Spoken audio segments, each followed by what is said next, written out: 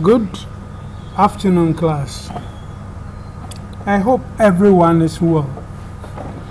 And I hope you are also going through the lesson tutorial I've given you, the activity I've given you. That is the detailed note to what I'm going to give you now. So please go through that and then don't just skip, please. Don't just skip. Go through meticulously the notes and then answer the questions and proceed to the next subtopic. Good. So today we are going to today we are going to look at two things. We are going to look at educational technology, an overview, and then also look at instructional technology. So what is educational technology? But before that, you would need some of these things. So if you have a smart device, you should have a smart device, my brother, my sister. So because I require of this course, you install Google Drive. If you are using your mobile phone to do everything, you install Google Drive from the Play Store. You install Google Classroom. Google Classroom will learn how to use it. You install Socrative Student. Socrative Student. You also get it there, and Flipgrid. Now, the reason why I want you to install is that I want to expose you to some of these technologies so that you can also use in your classroom. In the Google Classroom, I would require this of you so that you can also have some hands-on there. Now, the quote of the day. Every day I'll give you a quote. So remind me if I don't. The illiterate of the 21st century will not be those who cannot read and write, but those who cannot unlearn and relearn. So we now see illiterate as people who cannot read and write. But in the 21st century, we are looking at those who cannot learn, those who think we cannot do anything. When we started this whole e-learning program, people have kicked against it because they feel they cannot learn. They cannot unlearn things they have already learned. And they cannot relearn things they are supposed to learn again. So I believe this class, you'll be open-minded. It's not every time I'll give you this audio. At times you have to do research on your own, and at times I'll give you this audio. Okay. Next week, Thursday, we'll have another lesson on the history of educational technology. But for now, let's look at this. Let's take time to watch this.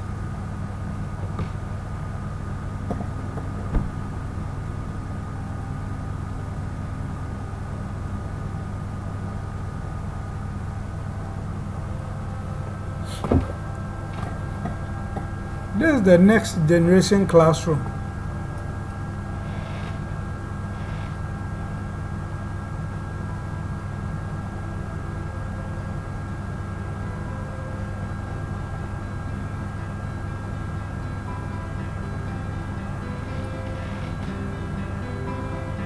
So these are the students we are going to teach in the future. We must not always think we will teach in villages. No. After this course, you are as qualified as anyone else to teach in any school, any senior high school. And some international schools use more of technology. So at least we must brace ourselves.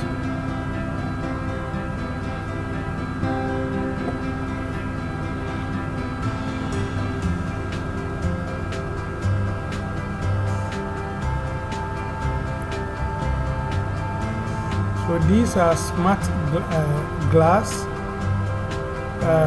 We have a smart table.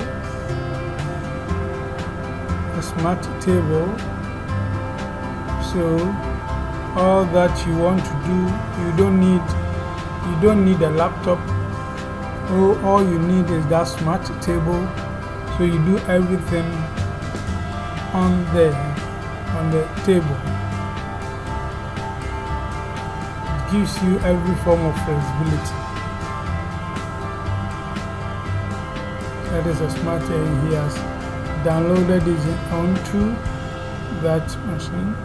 This person is also wants to find his way to an officer he wants to meet. Let's see what he's doing. He's searching for that officer. That is the room.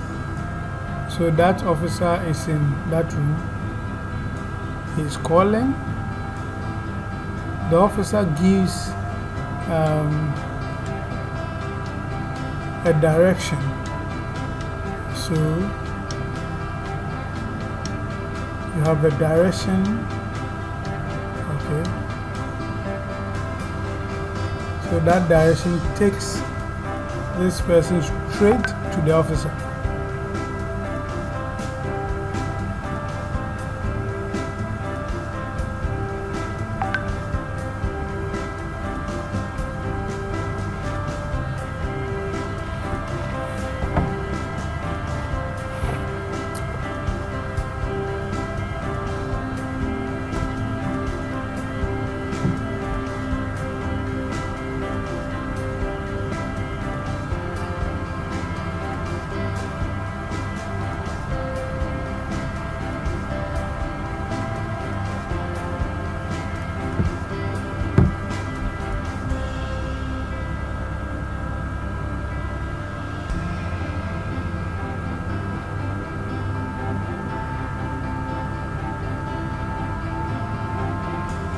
So that is a smart table.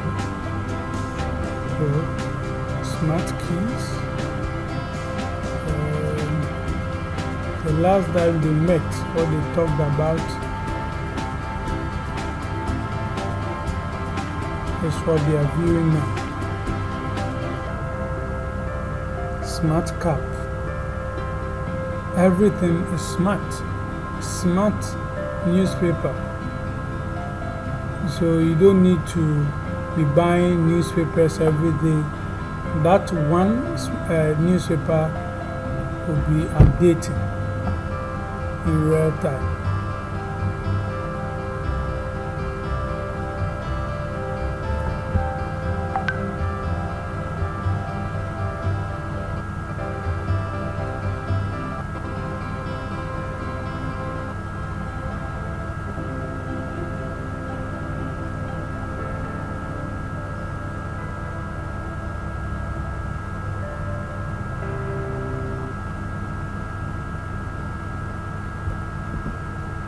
Okay, so I've just given you a feel of the future. Though some of these things may be happening somewhere in Ghana, we will say it's the future. So we're getting to a point where students we are going to teach are not like us. Now, the students we have now were born into technology. As soon as they were born, some were incubated. For some, they just had access to technology. Even in the womb, some could feel their mothers using mobile phones and other things. So these people are what they called the digital citizens. Digital citizens. But then there are some of us who came to meet the technology, and we are the digital immigrants. And now the challenge is digital immigrant teaching digital citizens. That is why we need to have this course in order to be abreast and then be able to help them. So what is educational technology? What is educational technology?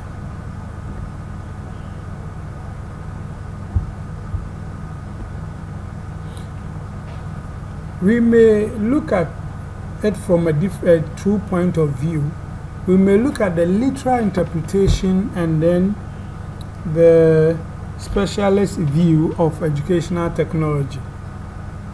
Now, literally, you may look at education and technology.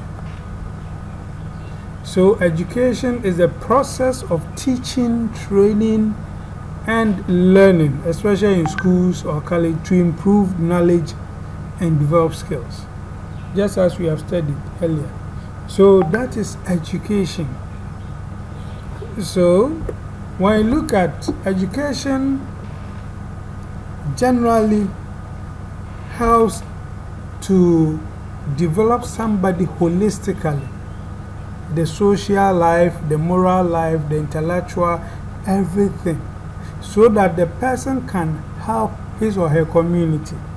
So if someone is educated, so-called educated, not schooled, somebody can be schooled but not educated. If we have someone who is not of any benefit to his or her society, that person may be schooled but not educated. Education in its sense. Okay, so the person must be beneficial. So, education, as we all know, is goal oriented. It doesn't matter whether it is formal or informal. Our parents taught us so many things because they know what we might encounter later. So they gave us what we needed in the future. Now, when you talk about technology, technology is a knowledge which, when applied, helps in solving problems. So, literally, we can say that when we apply knowledge to solve educational problems, we have explained educational technology. But then, as a specialist, as a professional, as an educational technologist, I don't buy into that view of application of technology to solve educational problems. Now, specialists view educational technology from two angles: technology in education and technology of education. So, technology in education, we are thinking about the use of the media, that is, audiovisual media, audio. We are looking at projected media in education. So, when you are using computers, when you are using projectors, when you are using flashcards, it is technology in education. It's an aspect of educational technology. And then when you are incorporating methods and strategies, theories in education, that is also technology of education. Let's go into it. So these are the two things. So when we use machines in technology, that is called technology in education. So these are some materials, audio. We can talk about radios. We can talk about charts in visual media, audio visual. You can talk about laptop. You can talk about smartphones, computers, telecommunication media. Laptops can fall. Then projected media. So all these help. Now, when you look at technology of education, that is, when we look at technology of education, we are looking at applying theories, applying laws, applying rules into education. So, what do we mean by this? Education, in a sense, left alone could not function. We need certain disciplines to join, like sociology, philosophy, psychology. So, all these things, when they come into play into education, we cannot take them out of technology. These are all technology of education. These are part of technology of education. So, looking at psychology of education, you see, psychology has shaped education. We can talk about the behavioral psychologists. You can talk about the cognitivists. They have shaped education. They have shaped so that is part of educational technology. And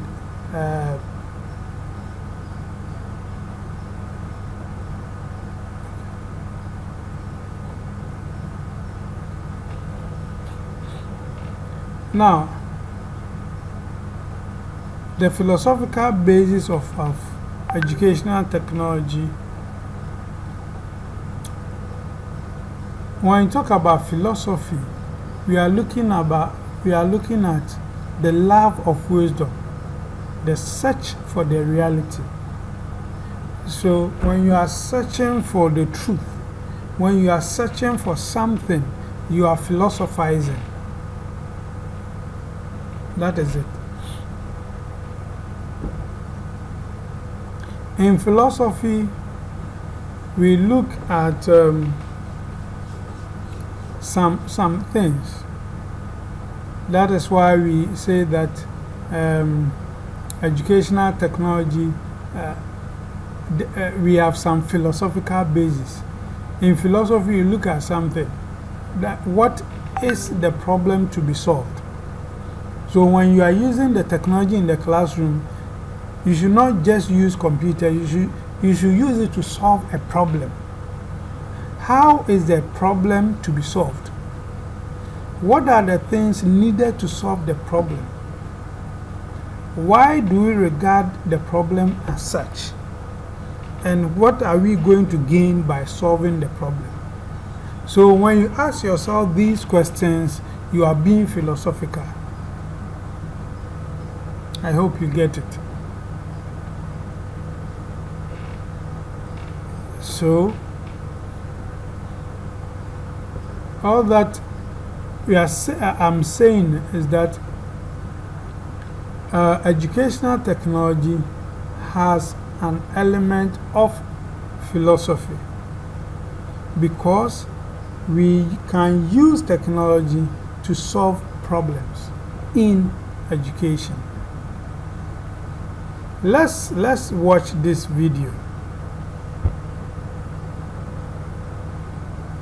In the year 2050, continued advancements in technology and in the global experiences of a generation of digital natives will put specialized and customized education within the reach of many. This video is in the Therefore, any vision of the learning environments of the future must take in the slides I've uploaded onto the page. So let's move on, and then you can watch it later and comment. Okay. Now we have 3 dimensions of educational technology. We have 3 dimensions. Looking at the specialist view, we have seen that we have 2 components. So when we take that knowledge here, we can say that we have 1, 2, and then the third one is the amalgamation of the 2. So we are saying that technology in education is like technology 1. So in other words, others also refer to it as technology 1. Then technology 2 is technology of education. And then technology 3, we are looking at the whole, combining the two to give the desired effect. So if you want to explain educational technology, you need to combine the two in order to get the perfect definition for educational technology. So you need to combine that educational technology deals with the use of hardware. And you need to also state that educational technology deals with the application of theories, the laws, rules. So all this coming together to help solve educational problems would give you a good mark for educational technology. Now, our next topic will be instructional technology. Give me your questions in the forum session.